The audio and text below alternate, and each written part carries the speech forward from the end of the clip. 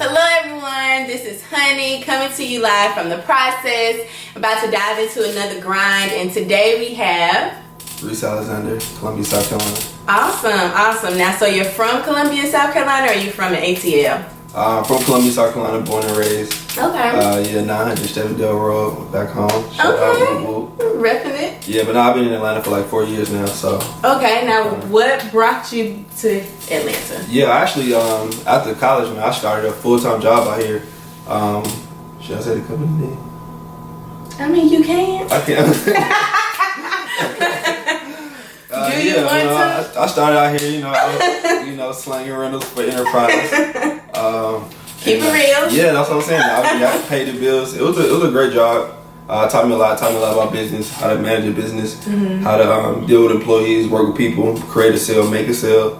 So it was a great job. So that's what brought me to the city. But I honestly really can say, like, I used the job. Like, I remember telling my friends in college, like, I used the job to, like, make it out here for sure. Because I knew, like, this is always something I wanted to do, but I needed something that was gonna pay the bills while I was out here. How did you realize that you wanted to pursue your passion 100%? When did that come into play? Yeah, actually, when I first moved down, I kind of like was sidetracked and just like living a life, like, going out, so on and so forth. But it wasn't until like 2017 I really locked in. I was at the airport. I got promoted to the airport for Enterprise, and I was with my good friend Malcolm and my other friend Jordan. And we were like, honestly, man, we all kind of came together. We all actually like had ties from back home in Columbia. Jerome and Benedict and me and Malcolm actually walked in the same fashion show and didn't even know, in Columbia, South Carolina. And we were just talking like we were already interested in fashion. Malcolm had his own brand at the time. Jordan, he actually sews, and he's nice, like I would say better than me, honestly. When it comes down to detail and really putting stuff together, like he's good. But yeah, we started it, together. We actually started Reason together. It was the three of us who were trying to get it off the ground. We were like linking up every day after work, setting meetings, so on and so forth. Now, what does Reasons mean? Reason LLC. Basically, Reason is it's like purpose. It's like having a purpose. So like if I ask you, like, what's your reason? Like, why are you here? So I feel like God put everybody here for a reason. Right. You get what I'm saying? And that was just me, like, kind of searching, finding myself, like, dang, like, what's my purpose? Like, why am I here? Why am I here in Atlanta? Like, what should I be doing? I always had a passion for music. I always had a passion for, fashion and photography and so on and so forth. But, like, what's my one calling? You get what I'm saying? So I was trying to find my reason, and that I kind of stumbled upon that at the time, and I kind of found a cool way to like, do the logo.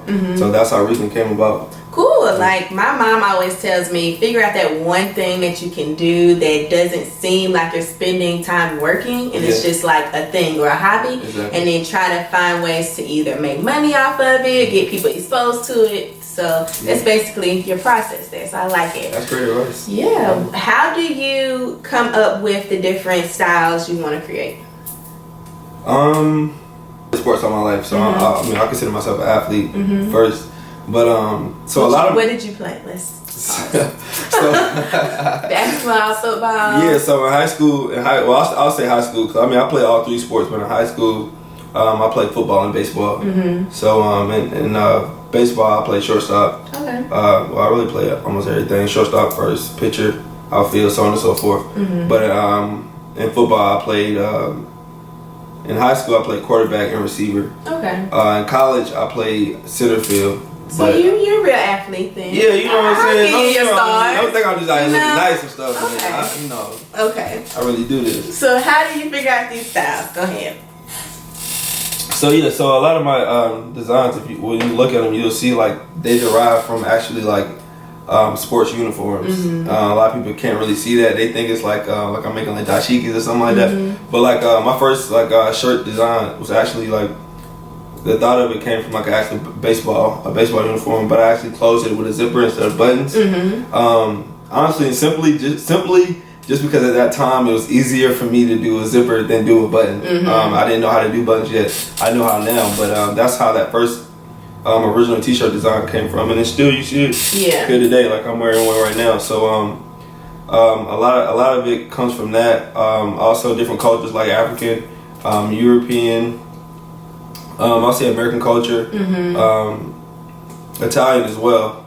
But you know, just kind of grabbing bits and pieces from all over the world and like creating my own. I guess you could say my own sauce. Right. Yeah. So you became a student and then you applied it to your own. Exactly. Basically. Exactly. Okay. Now, who are some people that inspired you, or some people you look up to in the industry that you're merging into? In the fashion industry, right now I would say Jerry Lorenzo. Okay. For sure.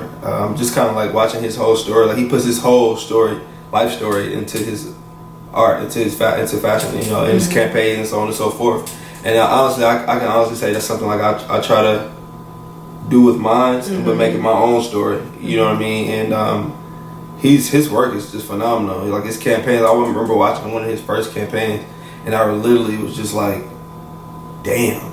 You know what I mean? Like, wow. Like I've never, you know, I've watched Gucci campaigns, you know, so on and so forth. Couldn't really understand them, you know, right. you know, I could really relate to him, but he made a relatable campaign, and it was just amazing.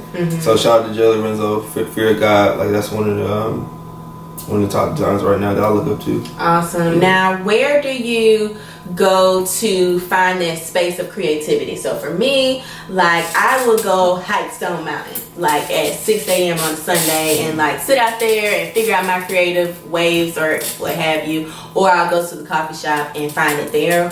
Where are your places of creativity? Where do you find that? Or does it just come naturally? I was gonna say, yeah, like man, I could really just be sitting here and I'd be like, dang, like.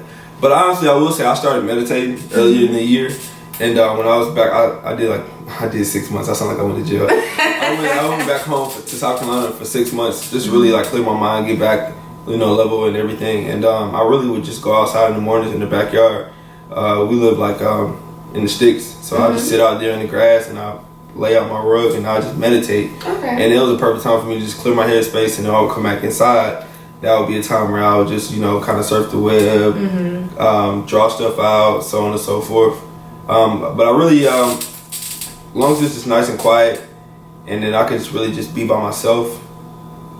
Like back in college, like I would just sit in my dorm room and like I wouldn't be doing my homework. Yeah, procrastination. Procrastination. And I'd just be doodling, drawing up stuff, and then so a lot of my designs come from like those kind of times, like if I'm supposed to be in a meeting when I was at Enterprise, and I'll just be like in my book, like your mind just drift off to another, goes to a whole different world. Yeah. So, and I think as a creative, like that's what makes me me. That's why, you know, I always was able to, I don't know, do certain things because my mind just goes further than the average person. Yeah. Have any projects that people can look forward to for the fall?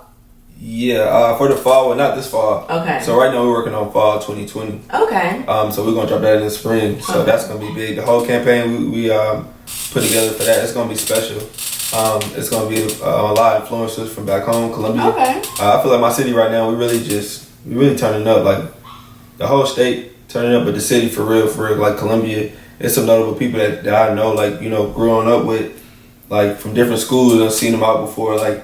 They at the top of the pyramid right now when it comes to like music and hip hop industry. People getting signed. Black Zach, Rennie Rucci, Justin Maid. These all people from Columbia. You know what I'm saying? And me being like I'm the only luxury clothing line coming out of the city. And this, you know, this generation, I feel like it's gonna be great for all of us.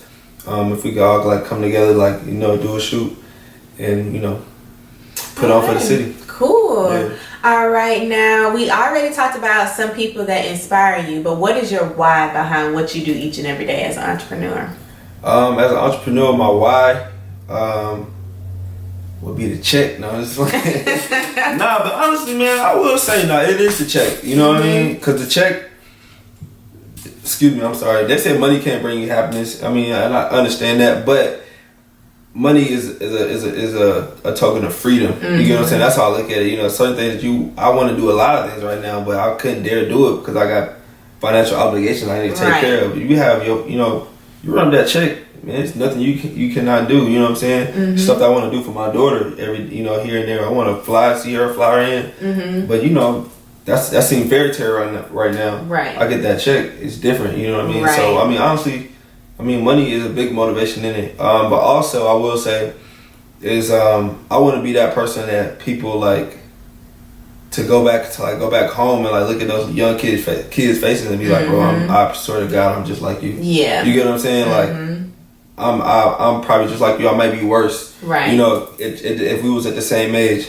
But I mean, through time, it was just me building up confidence in myself, believing in myself, and you know, just not taking no for an answer. And you know, that's what's propelling me to go to new heights. Right. And then like with the money thing right now, especially our millennial generation is trying to figure out how we can change and have generational wealth. So with that, you know, the goal is to always do better than the next. Exactly. So I mean, money definitely is motivation for me, you know, as I build my brand, as well as like you say, being able to do stuff and just being able to do it, not having to like second guess yourself. You don't want to put some things to the side. Yeah, like or you go crunch the numbers. You know what I'm saying? You out of town, you on vacation, y'all finally made it there, you like, shoot, can I buy this? You know what I mean? You don't want to do all that. You want to go comfortably, you know, and go back home. When you get back home, you're not like, damn, I done spent my rent money. You know what I mean? It's a lot. The bag. Get in the bag. Now, what has been one of your biggest accomplishments in fashion so far? Biggest accomplishments? Right now, I would say biggest accomplishment would be, honestly, I say it, man, it just happened a week ago, but about a week ago. Nah, for real though, like, you know, being able to gift Gunner with a custom 101 from myself, Reese Alexander, was huge. You know what I mean? Like, people back home seeing that, like, calling my phone, like, man, like, that's a blessing. You know what I mean? So that was a big accomplishment, and it just really came from just perfect timing, man. God, for real.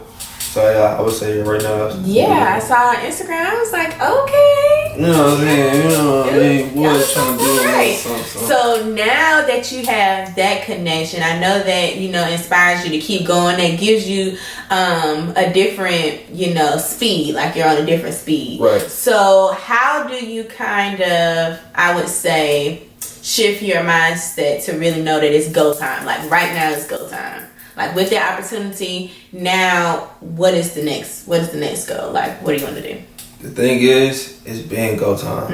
You get what I mean? I like the question that you asked, but the answer is like it's been go time. That happened because it was already go time. Yeah. You get what I'm saying? And like my aunt, she always say, you know what I'm saying, you stay ready so you don't have to get ready. Exactly. So it's just like boom, boom. Like when it happened, I got the call. It was just like, cool, let's do it. You know, it wasn't like, oh, how I'm gonna do this?